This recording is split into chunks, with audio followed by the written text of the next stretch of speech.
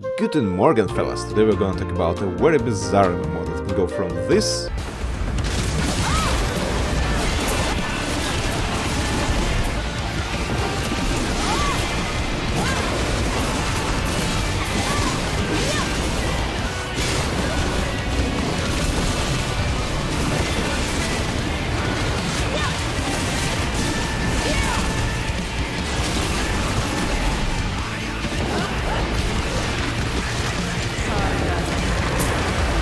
to this in a matter of minutes.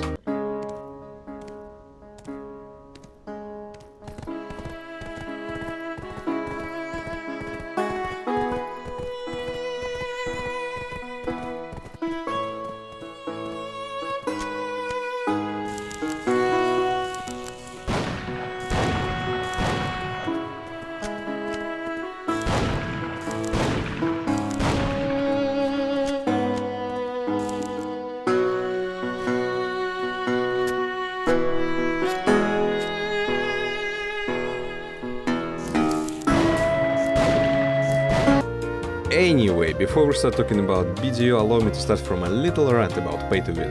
As a Russian citizen playing on a Russian service, I can't help but wonder how different our shops from NA or EU, because as much as I want to blame all my devs on pay to win bullshit, I can't! And if you squint your eyes really hard, you can see only two types of items that you can somewhat call a pay to win mechanics. And one item being is a tent, which you can buy only once per account, and the other ones are pets. And pets, well, how do I put it? You just get them for free. And if you're gonna play BDO a lot, you're gonna have max rank pets for free in no time. So, I initially wanted to tell you step by step what you'll be getting as a new player, but I figured it will lengthen the video. So I decided instead I will give you a short list of things you will be getting starting as a seasonal or non-seasonal characters. First off, no matter which way of progression you will choose, you have a 100% guarantee of getting at least free 6 pets, free rank 8 horse, free armor, that is almost as good as end season armor, and bonus points you don't even need to enhance it. Just put it on and go on grinding. Free set of instruments, free inventory space, free remote access to auction house and banks, free costumes that will enhance your main stats, more than 2 character slots, yeah, I'm looking at you, Guild Wars 2, free juice to boost your life stats on seasonal characters, free battle pass that, unlike Call of Duty battle pass, instead of giving you child poor, will give you actually useful items that will enhance your gear even more inventory slots for seasonal characters, and even more pets during the events. Free tent, which is not as good as pay to win tent, but I mean, come on, what did you expect? And a lot more stuff that I probably don't even know yet. So anyway, let's begin our journey.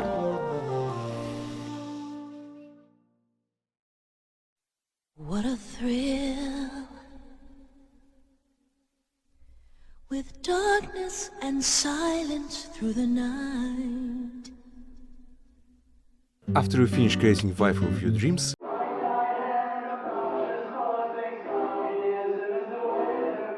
you must do a mandatory tutorial and storyline quests. And yeah, you actually want to do them, because first storyline will give you inventory slots up until media, and storyline of media will give you enhancements for your gear. Oh yeah, and keep in mind to choose the left option to start a newbie quest line. But before we start, here's a pro tip how not to get overwhelmed by all sorts of ultra special event bullshit coins and get the essentials. After arriving in Valley, seek for auction house. Get all the stuff from mailbox, achievement tabs, don't tickle your sunflower box just yet, and pull the shit there, in auction house. Everything, except for, you know, your gear. Everything that you can, put it there.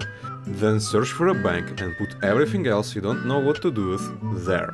Stuff like event coins, purple lucky scrolls, and exchange your gold bars you got while questing for silver. Then return to auction house and buy a pet food. I recommend buying these orange ones. And also buy a few carrots for a horse. Then after talking to some NPCs you will get your first pet, at least you should get it. After getting your pet, first thing you should do is to unpack it and set it to aggressive. This way it will gather resources faster. Congratulations! Now you are ready for your next step. Leveling to level 50. Well, after finishing your first long story quest on level 50 or 52, it's all on you, you will have 2 options. Option 1. Complete media questline if you don't have fully upgraded Naru set. It's not that hard, you can even use some of these blue balls if you want to upgrade it faster. Then, after fully upgrading Naru gear, you can either turn it into Narkilan set one time per account, or exchange it for Tuvala if you're playing seasonal character. And option 2, if you already have fully graded Naru set or Narkilan set or Tuvala, you can go straight to the St. Nagas and beat the living shit out of them. Until level 56. After getting level 56, first thing you should do is to do your awakening/successions quests. These quests will simply give you more skills to play with. After doing all of this, next thing you should do is to level 60. And the fastest way to do this is the spot called Polyforest. It's a relatively easy spot and will give you tons of XP and your first billion, maybe. It depends. After reaching level 60, I recommend you to do the quest for Enhanced Adventure Book. That book will give you a lot more XP from quests and will increase your viewing distance, and that thing will help you to get knowledge more quickly early on.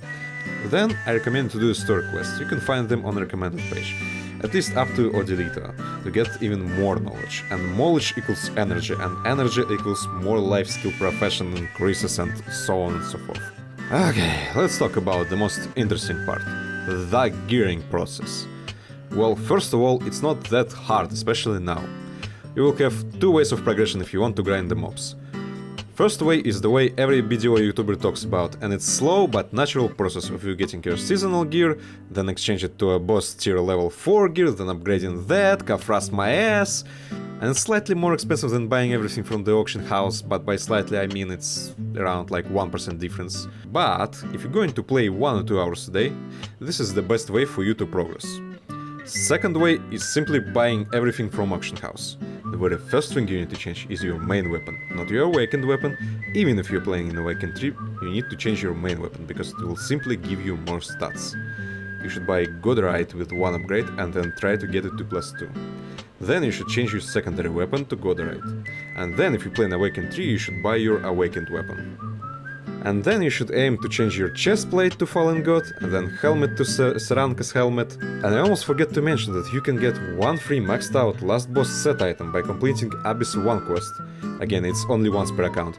I recommend getting gloves or boots, obviously, and dumping all your Kafras into it. And after that you will be too deep in BDO and you will know better what you need to change, like rings, earrings, belt, etc. As for the spots, after your graduating season with your max Tuvala gear, you're level 60, you should start from farming these 6 particular spots. Blue marked spots will drop you pieces for creating an endless mana flask, and red ones for the endless HP flask. Duh! And while you're gonna farm the spots, you will have a concrete goal, for example, to get an endless HP flask, and will also grind your first billions to at least change your primary and secondary weapons. А на сегодня все. До новых хуёвых встреч. Post note, instead of buying a helmet, you can buy accessories to boost your damage.